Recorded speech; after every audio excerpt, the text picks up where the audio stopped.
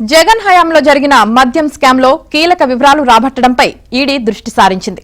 Liquor policy రూపకల్పన నుంచి కమిషన్ల వసూలు వరకు ముఖ్య పాత్ర పోషించినట్లు ఆరోపణలు ఎదుర్కొంటున్న వైసీపీ మాజీ నేత విజయసాయిరెడ్డిని ఈడీ అధికారులు ప్రశ్నించారు.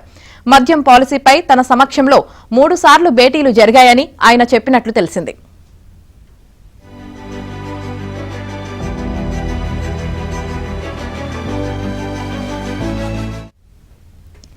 ఎక్సైజ్ మంత్రి, అధికారులు, ప్రభుత్వంలో ఉన్నవారు రూపొందించాల్సిన లిక్కర్ పాలసీలో ఒక పార్లమెంట్ సభ్యుడైన మీరు ఎందుకు కల్పించుకున్నారు?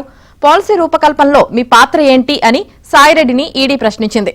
ప్రైవేట్ మద్యం దుకాణాలు తీసేసి ప్రభుత్వమే మద్యం వ్యాపారంలోకి దిగాలని ఎందుకు, ఎలా నిర్ణయించారని కూడా ప్రశ్నించినట్లు సమాచారం. ఈడీ ప్రశ్నలకు అప్పటి ముఖ్యమంత్రి జగన్ సలహాదారు రాజ్ కసిరెడ్డి పేరు చెప్పినట్లు సమాచారం.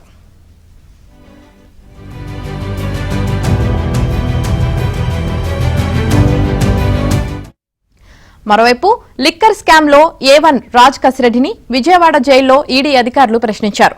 ఆ తర్వాత ఎన్టీఆర్ జిల్లాలోని గంపలగూడెం వద్ద ఉన్న శర్వాణి డిస్టిలరీస్ చంద్రారెడ్డి, మహేశ్వర సింగ్లను విచారించారు.